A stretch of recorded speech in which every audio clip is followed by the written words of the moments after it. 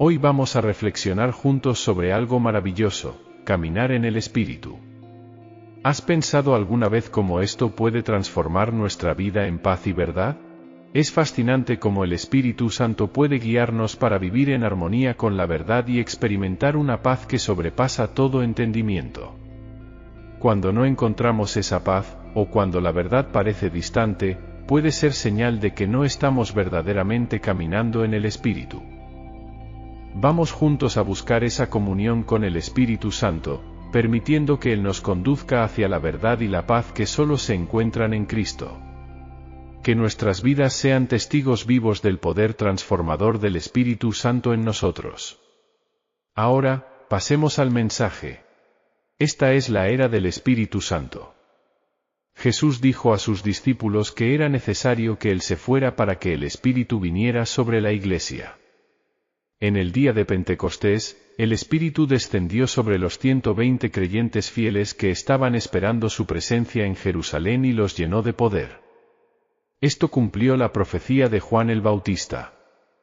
En la ocasión del bautismo de Jesús, el Espíritu Santo fue simbolizado por una paloma.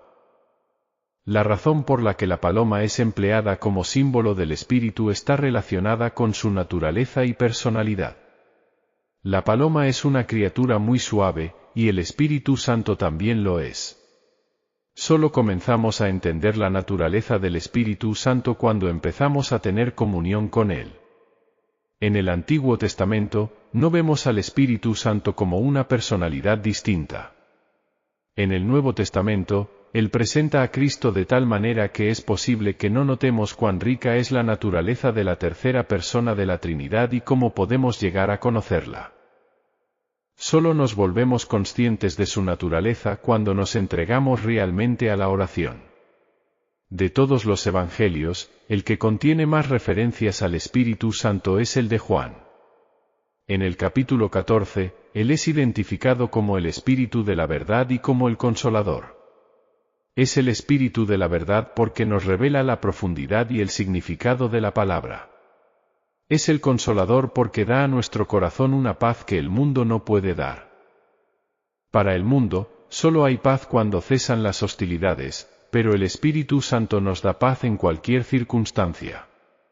Así que, cuando aprendemos a caminar en el Espíritu, aprendemos a vivir en paz y en verdad.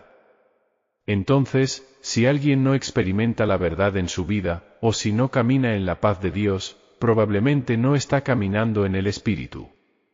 El Espíritu Santo puede bendecirnos cuando leemos la Biblia, y puede guiarnos cuando damos testimonio de Cristo. Puede ungirnos cuando predicamos la palabra de Dios o enseñamos sus verdades. Quien desee tener una comunión íntima con el Espíritu Santo necesita orar mucho. Aprendí esto en los primeros años de mi ministerio. Estaba esforzándome mucho por ganar almas para Cristo, pero con pocos resultados.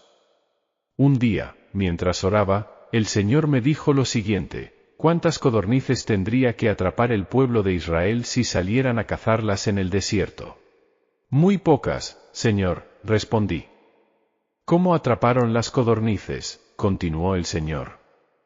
Dios envió el viento que las trajo consigo. Me estaba mostrando la diferencia entre ganar almas sin la estrategia del Espíritu Santo y ganarlas en colaboración con Él. Luego, Dios me dijo algo que transformó completamente mi vida: debes aprender a conocer al Espíritu Santo y trabajar con Él. Sabía que estaba regenerado, sabía que estaba lleno del Espíritu Santo, pero siempre pensaba que el Espíritu Santo era solo una experiencia de vida cristiana y no una personalidad. Así que, para conocer al Espíritu Santo, tendría que pasar algún tiempo conversando con Él y también dejar que Él me hablara. Y fue esa comunión con el Espíritu Santo la que produjo todos los grandes cambios que ocurrieron en mi ministerio. La creación del sistema de células en la Iglesia nació de la comunión con el Espíritu Santo en la oración. La fundación de nuestro ministerio, el crecimiento de la Iglesia Internacional, también resultó de la comunión con el Espíritu Santo. Y, de hecho, Todos los grandes principios espirituales que enseño en Corea y en otras partes del mundo fueron aprendidos en una genuina e íntima comunión con el Espíritu Santo en la oración, y no en compendios teológicos.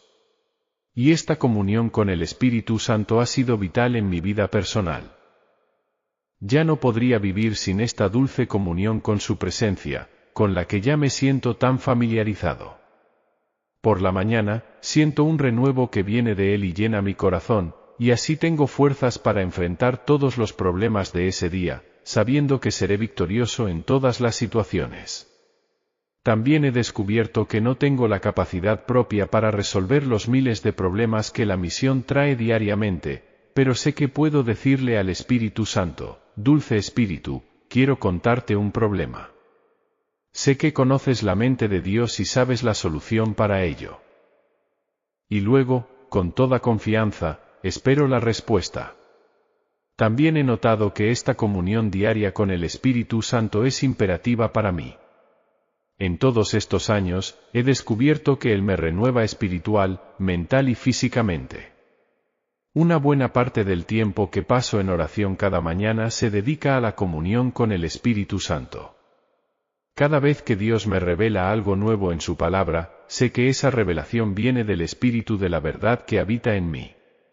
Del mismo modo que Él hizo que María concibiera, Él puede impregnarnos con la palabra viva, porque la letra mata, pero el Espíritu vivifica. Por eso, miles y miles de personas hacen fila en la puerta de nuestra iglesia los domingos, a la hora de cada uno de nuestros 7 cultos. Por eso, nuestro culto televisado en Corea es uno de los programas con mayor índice de audiencia en nuestro país. Las personas no solo quieren que se diga sí a la palabra, van por la verdad ungida por el Espíritu Santo. Pablo vivió este tipo de enseñanza. Testificó lo siguiente a la iglesia de Corinto: ahora nosotros no hemos recibido el espíritu del mundo, sino el Espíritu que proviene de Dios, para que conozcamos lo que Dios nos ha dado gratuitamente. De esto también hablamos, no con palabras enseñadas por sabiduría humana, sino con las enseñadas por el Espíritu, interpretando verdades espirituales a los que son espirituales. 1 Corintios 2, 12 y 13. Y el Espíritu Santo no solo nos unge al ministrar la palabra de Dios con poder y autoridad, sino que también nos protege de los ataques de Satanás. El hecho de ser pastor de la iglesia más grande del mundo no me libra de los ataques de otras personas. Los ataques que vienen del mundo no me afectan, pero los que vienen de algunos individuos que pertenecen al pueblo de Dios son los que pueden herirnos más. Entonces, la comunión diaria con el Espíritu Santo puede protegernos, si no de los ataques, de las consecuencias de ellos. Vemos este principio demostrado claramente en la vida de Esteban, el primer mártir de la Iglesia. Esteban proclamaba la palabra de Dios con gran poder, como vemos en el capítulo 7 de los Hechos. Sin embargo, la única reacción del pueblo fue un intenso deseo de matarlo, debido a la convicción de pecados que sus palabras les causaron. Al oír estas cosas, se enfurecían en sus corazones, y rechinaban los dientes contra él. Pero Esteban, lleno del Espíritu Santo, fijando los ojos en el cielo, vio la gloria de Dios y a Jesús, que estaba a la diestra de Dios, y dijo: He aquí, veo los cielos abiertos y al Hijo del Hombre que está en pie a la diestra de Dios. Hechos 7, 55 y 56. Pablo concluye su carta a la iglesia de Corinto con estas palabras: La gracia del Señor Jesucristo, el amor de Dios y la comunión del Espíritu Santo sean con todos vosotros. 2 Corintios 1 y 14. Y hace referencia a la comunión del Espíritu Santo nuevamente en Filipenses 2, 1. Si notas que tus oraciones están vacías y no revitalizan tu vida espiritual, es posible que no estés obedeciendo la admonición de Pablo y no estés teniendo comunión con el Espíritu Santo. El Espíritu te dará la alegría, la paz y la certeza de estar haciendo lo correcto que tanto deseas. Recuerda que el reino de Dios no consiste en comida ni bebida, sino en justicia, paz y gozo en el Espíritu Santo. Pablo escribió lo siguiente en su primera carta a la iglesia de Corinto sobre los dones espirituales: No quiero, hermanos, que ignoréis, 1 Corintios 12.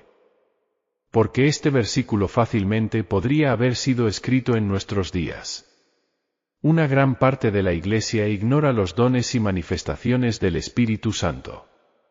Y muchos de los que tienen conocimiento sobre estos dones y manifestaciones espirituales no saben cómo ejercerlos, ni cuándo es el momento adecuado para hacerlo. El Espíritu Santo entra en una persona en el momento de su nuevo nacimiento, y la Biblia nos aconseja buscar, a partir de entonces, una relación cada vez más íntima con Él. Llamo a esto recibir la plenitud del Espíritu Santo. Alcanzamos esta plenitud a través de la oración, y también es a través de la oración que aprendemos a ejercer nuestros dones espirituales. Pablo menciona los dones de ministerio en diversas referencias bíblicas. Estos dones son distribuidos según la voluntad de Dios. Pero Dios dispuso los miembros, colocando cada uno de ellos en el cuerpo, según quiso. 1 Corintios 12 y 18. Entonces, una vez que descubrimos cuál es nuestro don de ministerio, es nuestra responsabilidad desarrollar ese don. No descuides el don que hay en ti, que te fue dado mediante palabra profética con la imposición de las manos del presbiterio. Medita estas cosas, ocúpate en ellas, para que tu aprovechamiento sea manifiesto a todos. 1 Timoteo 4, 14 y 15. En este último texto, Pablo le dice a Timoteo que, si medita en oración, podrá desarrollar el don de ministerio que le fue dado en 1 Corintios 12. Él presenta los dones de ministerio no enumerándolos, sino citando solo los esenciales: apóstoles, profetas y maestros. Luego, agrega una segunda lista de dones de ministerio que no son menos valiosos que los primeros: milagros, dones de sanidad, socorros, gobiernos, diversidad de lenguas. En la carta a los Efesios, él desarrolla más la lista del primer grupo de dones de ministerio, y él mismo constituyó a unos, apóstoles, a otros, profetas, a otros, evangelistas, a otros, pastores y maestros. Efesios 4 y 11.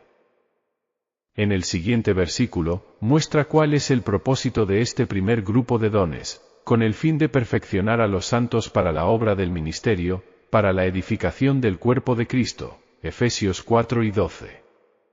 ¿Cuál es entonces el objetivo del liderazgo cristiano? Es instruir a los nuevos creyentes en su trabajo, para que el cuerpo de Cristo sea edificado allí. Pablo dice lo siguiente: pero a cada uno se le da manifestación del Espíritu para provecho. 1 Corintios 12, 7. Pablo no está diciendo aquí, les mostraré algo aún más excelente, en el capítulo 13. Está preocupado por el camino excelente, porque Dios es un Dios de orden.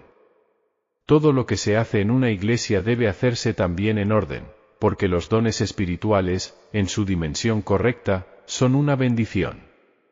La oración es la llave de la victoria. La Biblia no consiste solo en letras impresas en tinta negra sobre papel blanco. Es más que eso. Las palabras impresas en ella no son simples palabras, son la palabra de Dios. Dios es espíritu, y es necesario que los que le adoren en espíritu y en verdad. Juan 4 y 24. Jesús dijo: el espíritu es el que da vida, la carne para nada aprovecha. Las palabras que yo os he hablado son espíritu y son vida. Juan 6, 63. Por lo tanto, el espíritu nos escucha, y nunca ha penetrado en el corazón humano lo que Dios ha preparado para aquellos que le aman. Pero Dios nos lo ha revelado por su espíritu, porque el espíritu todo lo escudriña, aun lo profundo de Dios. Pablo también enfatiza la importancia de buscar entender la palabra de Dios bajo la unción del Espíritu Santo, que recibimos a través de la oración. Él dice: pero el hombre natural no percibe las cosas que son del Espíritu de Dios, porque para él son locura, y no las puede entender, porque se han de discernir espiritualmente. 1 Corintios 2 y 14. Y qué maravilloso es estudiar la palabra de Dios después de orar. La fe viene por el oír, y el oír por la palabra de Dios, escribió Pablo a los romanos. Dios aumenta nuestra fe a medida que cultivamos el oír, o la sensibilidad espiritual. Adquirimos sensibilidad espiritual estudiando la palabra de Dios en espíritu de oración. Nuestra dependencia de Dios aumenta nuestra sensibilidad espiritual. He aprendido que, cuando confío completamente en el Señor, Él me guía y me da comprensión espiritual. A menudo, para cuestiones necesarias para un creyente, para que pueda comer el alimento sólido de las Escrituras, aquellos que ya han adquirido sensibilidad espiritual, usando el discernimiento que ya poseen, pueden ingerir el alimento sólido. Pero aquellos que aún no han desarrollado su sensibilidad espiritual solo pueden ingerir la leche de la palabra de Dios. Una noche, durante el culto devocional de nuestra familia, uno de mis hijos dijo algo que reveló lo importante que es depender totalmente del Espíritu Santo. «Mi hijo mayor conoce a su padre, ¿verdad?», pregunté. «Sí», respondieron. «Hoy en día, el padre de ustedes no es el pastor de la iglesia más grande del mundo, ¿verdad?». «Sí», dijeron. «Entonces, mírenme. Hace algún tiempo, estaba sufriendo de tuberculosis y casi moribundo. No había ningún médico que pudiera curarme. Además, el padre de ustedes era muy pobre y no tenía medios para ir a un hospital para recibir tratamiento. Dejé de estudiar después del primer año de secundaria. No tengo una posición social elevada, no tengo antepasados famosos, y como persona no tengo cualidades que los hombres admiren. Los que confían solo en su propia fuerza, en sus estudios y conocimientos naturales, quedan atrapados en el fango de este mundo. No sean ignorantes, aprendan a depender siempre de Dios, como yo lo hago». Después de decir esto a mis hijos, supe que no solo lo habían escuchado, sino que también habían comprendido las implicaciones de lo que estaba diciendo. Después de comprender lo importante que es tener una dependencia total y completa de Dios, su actitud cambió mucho, al igual que la expresión de sus rostros. Si aún no experimentas regularmente esta comunión, es hora de comenzar ahora. Toma tu Biblia, la palabra de Dios, y comienza pidiéndole al Espíritu Santo que haga la presencia de Cristo realmente palpable para ti. Pídele que te dé una nueva comprensión de su palabra. Pídele que te lleve a una nueva dimensión de comunión con el Espíritu Santo, para que puedas tener sensibilidad espiritual para la gloria y el honor del Señor. Dios te bendiga. Si este mensaje fue significativo y trajo realidad espiritual a tu vida, comparte tu experiencia para que seamos edificados, revisa si estás suscrito y compártelo con tus amigos para que más personas sean impactadas por la palabra de gracia de nuestro Señor Jesucristo. Gracia y paz.